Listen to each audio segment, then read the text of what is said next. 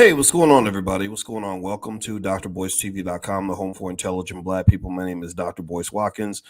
I want to pop in for a minute because I want to talk about something that is new. It's out there now, and it's a reboot of the TV show Good Times. Apparently, somebody decided to redo Good Times and do it as a cartoon, and it's on Netflix, and it's absolutely terrible. And so, I'm going to tell you exactly why it's terrible, even without watching it. Why I don't like what I'm seeing, and but then again, why it doesn't matter what I think, because I think that they have an agenda that goes beyond what you or I think about this show. So get comfortable, buckle up a seatbelt. We're going to get started on drboycetv.com right now.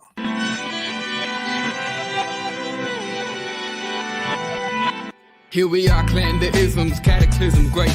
Our people out here struggling, trying to make it in this state. Everybody out here doing it, but we the ones too late. Now family, we the ones who gotta delegate. Get that money in the power, never be fake. Stick to cosign for 3. What did he say? Create jobs, support our own. Educate the same and buy back your home. Got 3 degrees, triple 10.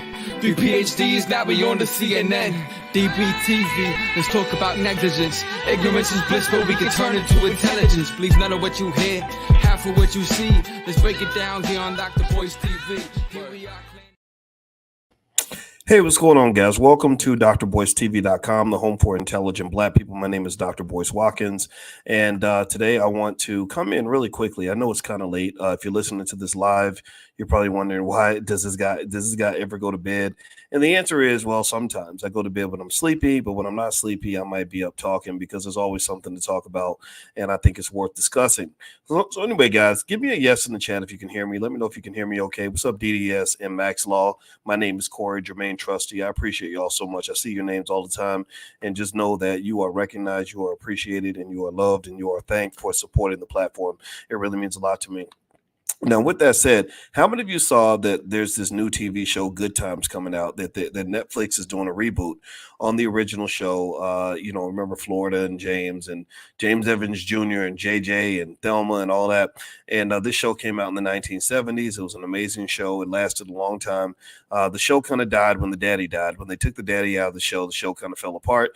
And now I guess you've got these, a bunch of 2 white guys and one guy that's, I think he's kind of white. I'm not sure. Steph Curry, who I like. Steph Curry is an executive producer.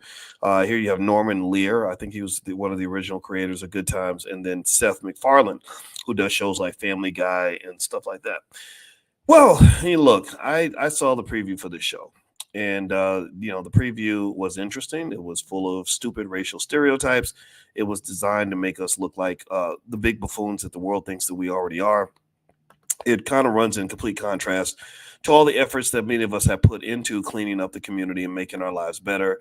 So everything that we've done to try to advance Black people, there's always media out there that wants to pull it backward. For example, there's a drug dealing baby. There's literally a baby on the show that sells dope. And, I get it. It's funny. It's really funny, actually. A drug dealing baby. Ha, ha, ha, ha, hoo, hoo, ha. Yeah, but the problem is we've really got babies out here dealing drugs. I mean, they're not infants, like 3-4 years old, but you got 12-year-olds, 13-year-olds carjacking people. You got 13-year-olds that might pull out that strap and take you down that day. So the concept of the drug dealing baby is problematic because we got too many of our babies already going to prison. We got too much. I cannot say I feel comfortable celebrating this or laughing about this because I know people who've been killed by these babies. I know families that have been terrorized by these babies. I know a 3-year-old baby who got shot in the head by a 19-year-old baby, right? So in my view, it's very problematic that you have people that really think it's funny. Think about it. They can go out and make a cartoon about it, but they won't fix it. They can go and make jokes about it, but they won't pass legislation to help with the issue, right? They ain't got no money for your reparations, but they always got millions of dollars for a new cartoon making fun of all your pain and suffering. This is the world you live in, and and I know Netflix. The guy that runs Netflix is married to a sister, and I'd be curious to know what they think. I mean, I'm sitting there thinking, man, like this is embarrassing. Like, what is this crap? And also, what's interesting is the show. is that most of the creators and the people behind it, behind the ideation of the Black experience and Black culture, are people that don't look Black. I doubt if Steph Curry is either even involved with this very deeply. He's too busy trying to make it to the playoffs. I think the Warriors are having trouble because Draymond Green is an asshole that needs some medication. So he's trying to get to the playoffs. He ain't trying to worry about no Netflix cartoon. So I'm going to put most of the creative energy behind Seth MacFarlane and Norman Lear. In fact, if you look at the style of animation on this show, you'll see that it does remind you of the animation style used in things like Family Guy and that other show that he has, the Cleveland Show, stuff like that. So at the end of the day, this is what they do. White folks being white, it is what it is. Now I'm going to give you my assessment on this in terms of what I think is really going on. Now, before I do that, could y'all do me a quick favor? Y'all know what it is. Y'all know I have to take a minute and make sure we pay some bills on this platform. If you could please hit the thumbs up button, thumbs up, share, subscribe. I want to remind everybody that the All Black National Convention is happening October 25th through the 27th. That is a place that is 100% Black owned. We do not have corporate sponsors from big corporations or anything like that.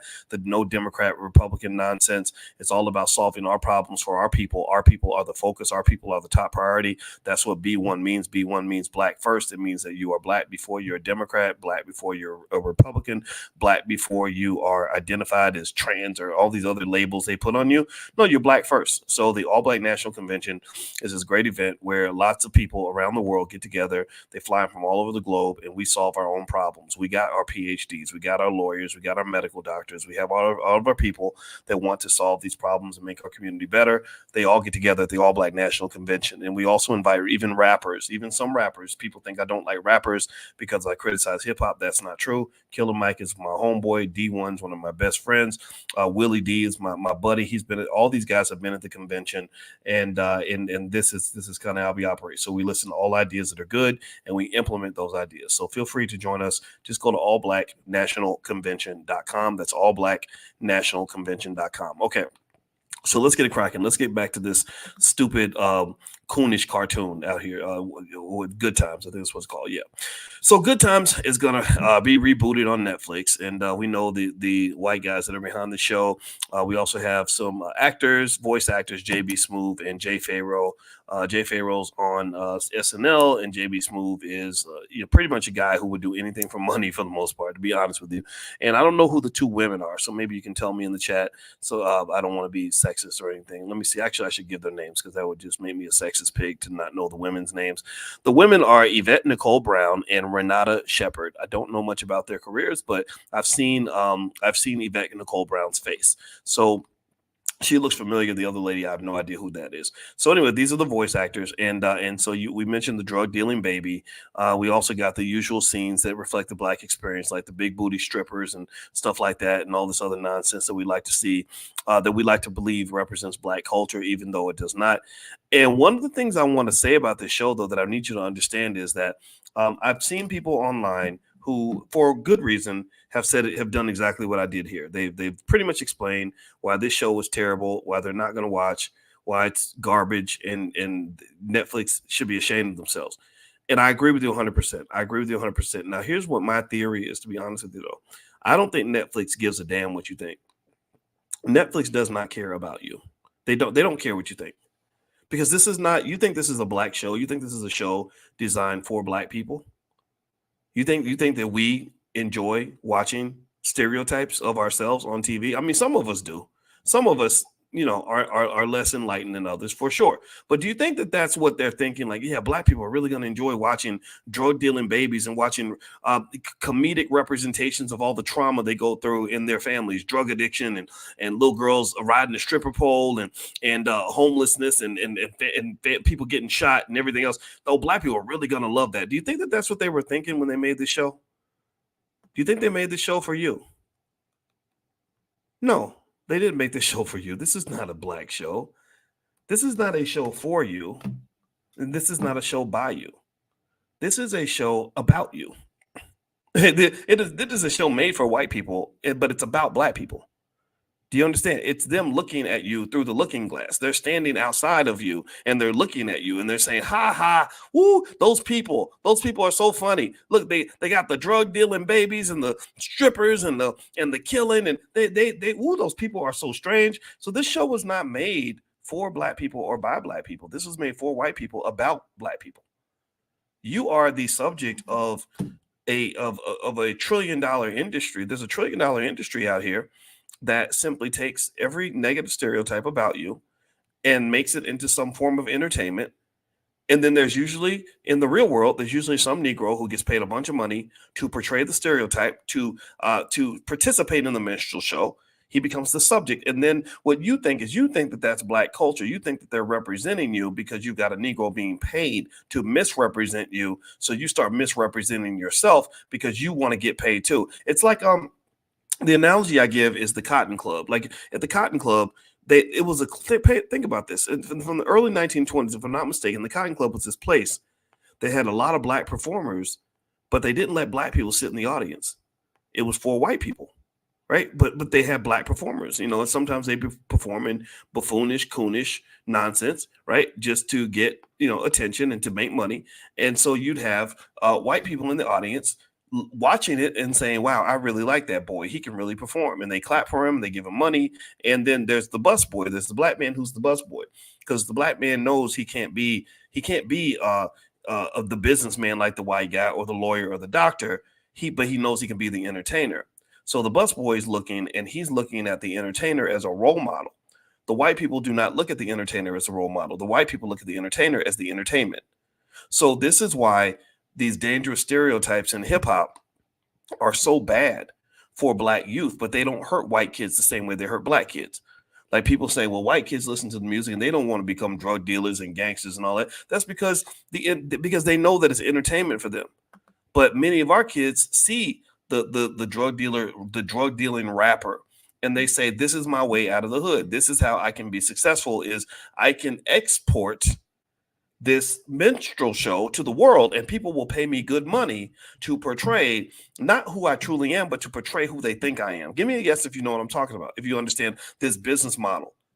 It's all about the economics. It's always about the money. And I would not be a good finance professor if I did not take time to explain to you how the money drives all of this. This is all driven by the economics of racism. The economics of racism pretty much says that there's always an appetite within the white community to see Black people not for who we are, but to see us portraying the stereotypes that scare them, make them laugh, or make them think that we're a bunch of buffoons. That's why a sexy red will always make more money than a Boyce Watkins. That's just a fact. Not that I'm jealous. I don't care. I don't need to make sexy red money. But that's why a sexy red will always get more international airplay than, say, a Black woman, a Frances Cress Welsing, or a Black woman who's representing the Black community. There is no market in the white community for a Frances Cress Welsing, but there's a massive market in the white community for a sexy red, because they love to see Black women act like whores. They love to see the Lizzos. They love to see the Cardi B's. They love the gangster rapper. They love the thug. They love the hoodlum. They love the uneducated dude. They love the guy who can't spell his mama's name. They love the Black man showing up as a drug addict, a drug dealer, a criminal, or whatever. That's what they love. That's what they like. That's what they expect. And when you show up outside of the stereotype, then you're not going to make no money off of that. There's no money in not being a stereotypical Black person. That's why it's so unpopular. That's why people like me, seem like, lames when I go and I'm sitting next to some rapper who sold 10 million albums, calling himself the N-word, holding his testicles on stage and going in and out of jail and rapping about how high and drunk he stays. He gets paid. People like me aren't going to make the same money that someone like him is going to make. So basically with this show, you're just seeing one stereotype after another. Black people in the project, strippers, killers, gangsters, thugs, drug dealing babies, and it's all hilarious. And the producers of these shows are people that don't look like us. And then what happens is they make the mess and we got to go back and clean it up. So yes, if you ask me, am I going to watch the cartoon? No, I'm not. I'm not interested. These stereotypes are a little bit too real for me. But do these people care? I doubt it, because they got plenty of white people who love watching Black people make fools out of ourselves.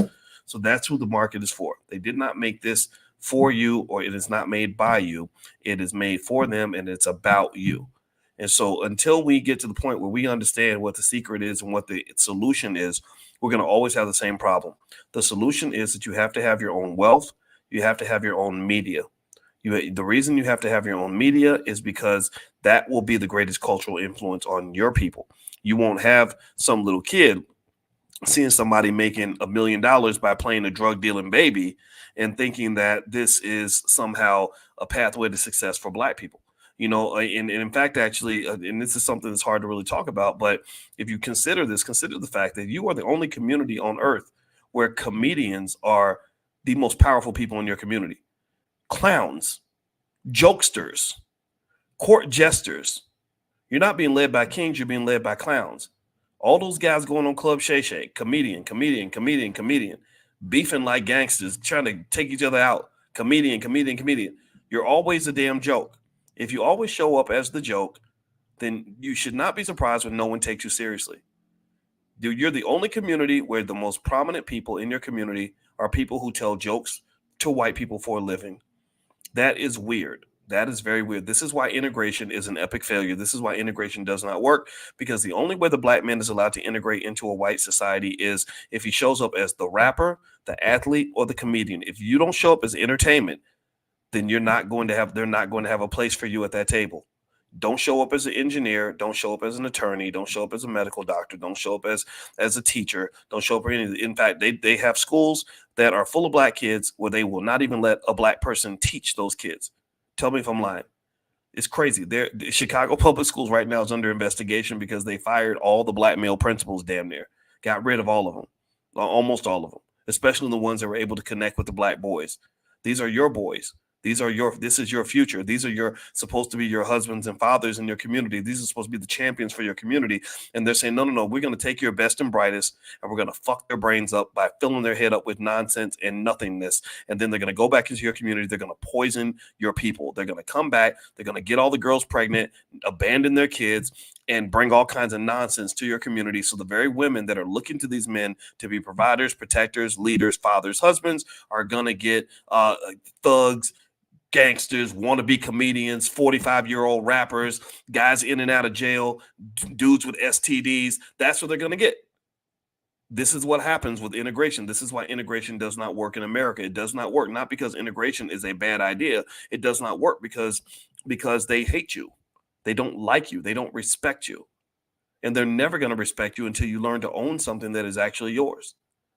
So again, let me shut this part down because I want to get to a solution. I don't want to get overly pessimistic and just complain about the problem. I actually like to solve problems. So if you could do me a favor, please hit the thumbs up button, thumbs up, share, subscribe. We are going to meet for financial consciousness tomorrow morning. I have a PhD in finance. I love talking about things that make you conscious and aware of how money affects every part of the Black existence. So if you'd like to join us in the morning, you can join the live sessions for free. The recordings have a small fee, but if you want to join live, just text the word morning, pull out your phone, text the word morning to 87948. I'll send you a reminder in the morning and you can join us for financial consciousness training. Also a reminder, we're going to be in Los Angeles on April 19th, and we're going to have a stock options summit. And in this stock options summit, you can be around like-minded people who also believe in the importance of Black wealth mastery, who also believe that Black wealth is one of the keys to Black power. And I'm going to be there training all weekend, busting my butt. And there's actually a guy that's shooting a documentary on Dr. Claude Anderson. He's going to be there. He's going to actually get some footage there while he's there. So we're going to really have a great weekend. So if you'd like to join us, just go to stockoptionssummit.com if you'd like to participate in our options training. All right. So let me just finish up here. All right. So we were talking about this cartoon. Netflix has this new Good Times cartoon, which is a bunch of bullshit. It's just, a bunch of stereotypes on the cartoon. And somehow we like to laugh at our own misery. We're the only people that are trained to laugh at our own trauma, which is absolutely the craziest thing ever.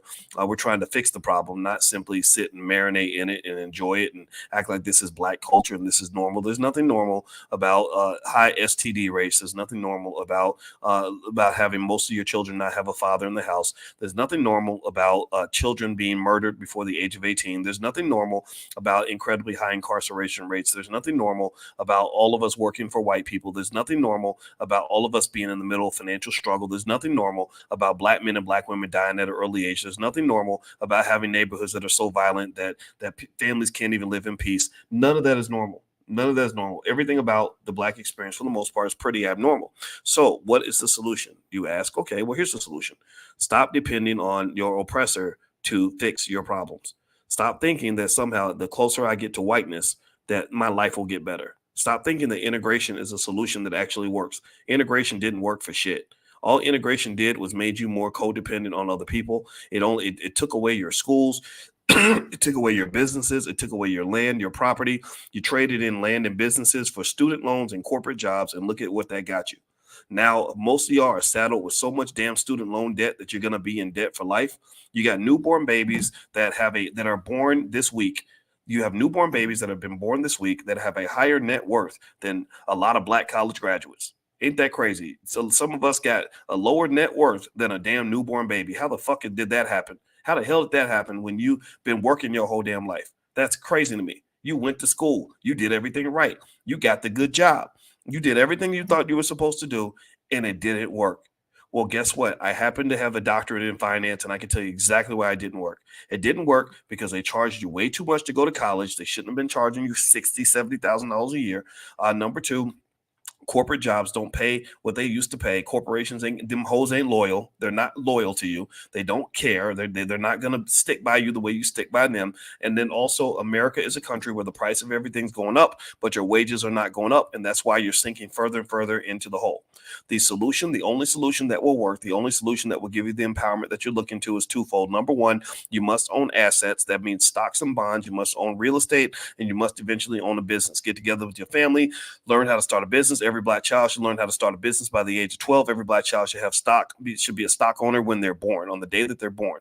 And then also, what else? You got to learn how to institution build. You got to learn how to have your own schools. You got to have your own businesses. You got to have your own media. You can't simply sit and think that you can go through life running up behind another group of people, hoping that that group of people is going to take care of you, especially when those people have profited so handsomely off your demise. They literally made billions of dollars off of minstrel shows alone.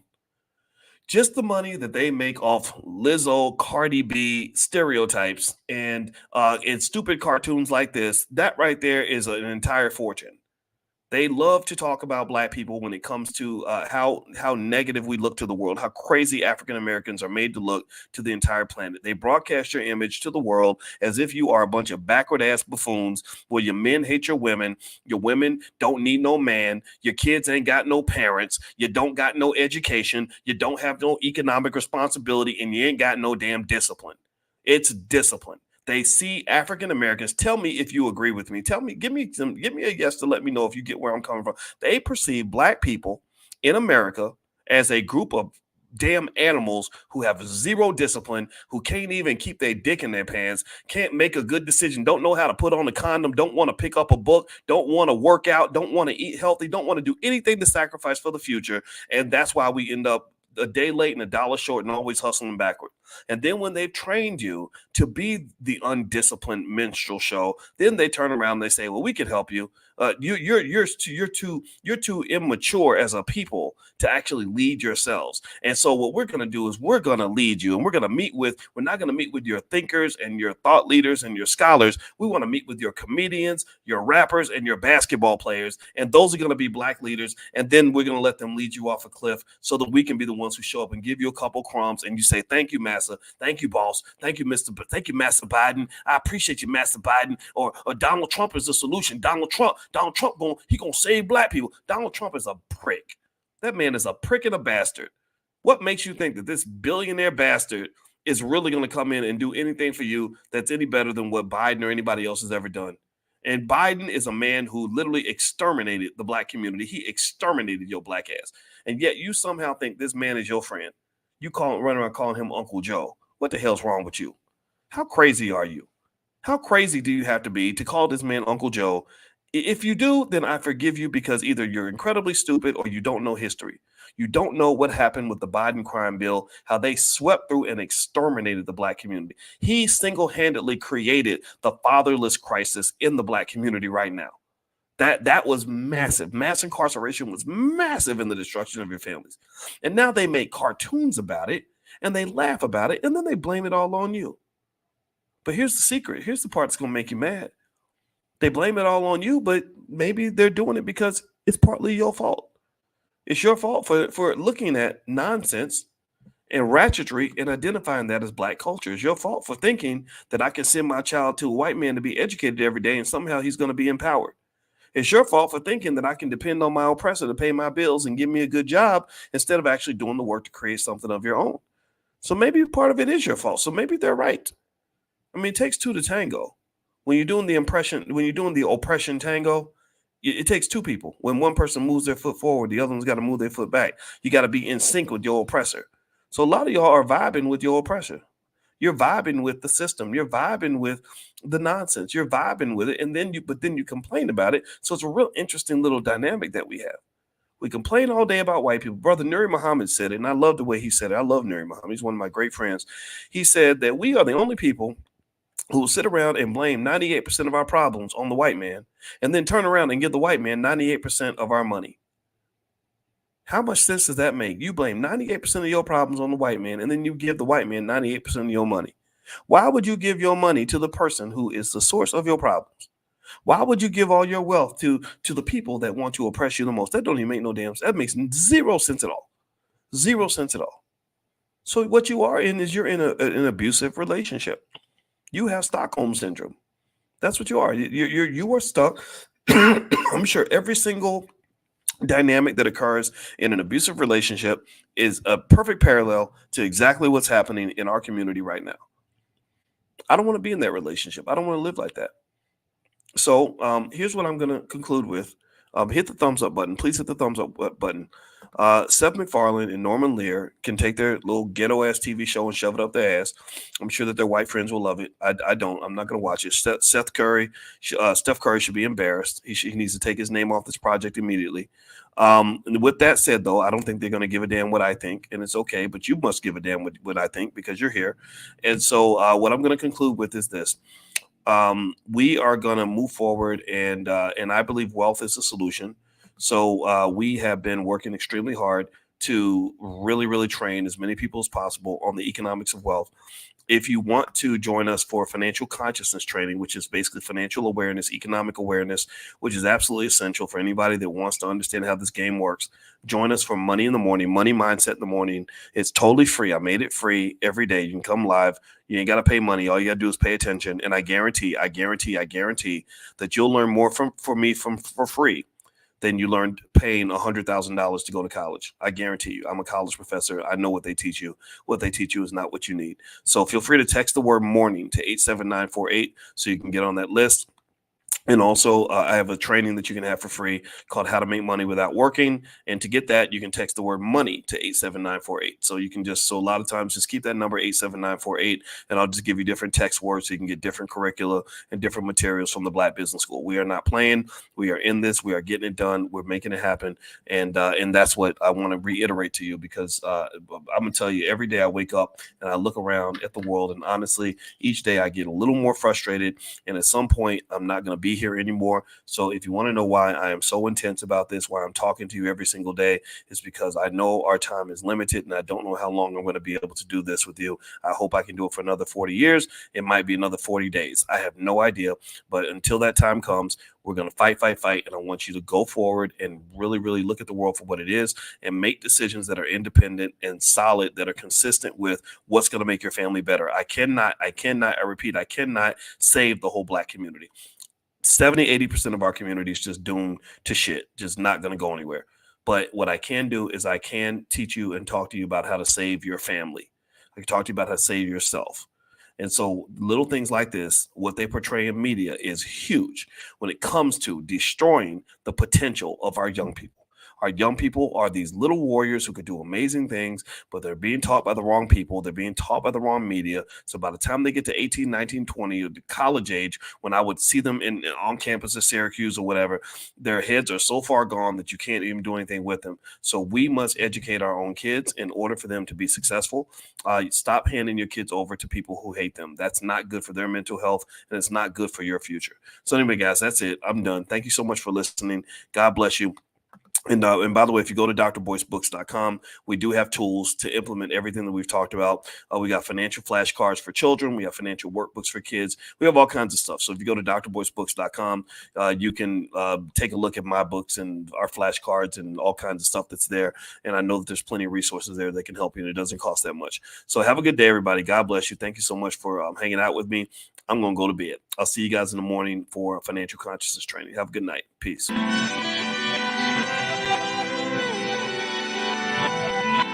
Here we are, clan the isms, cataclysm great. Our people out here struggling, trying to make it in this state. Everybody out here doing it, but we the ones who late. Now family, we the ones who gotta delegate.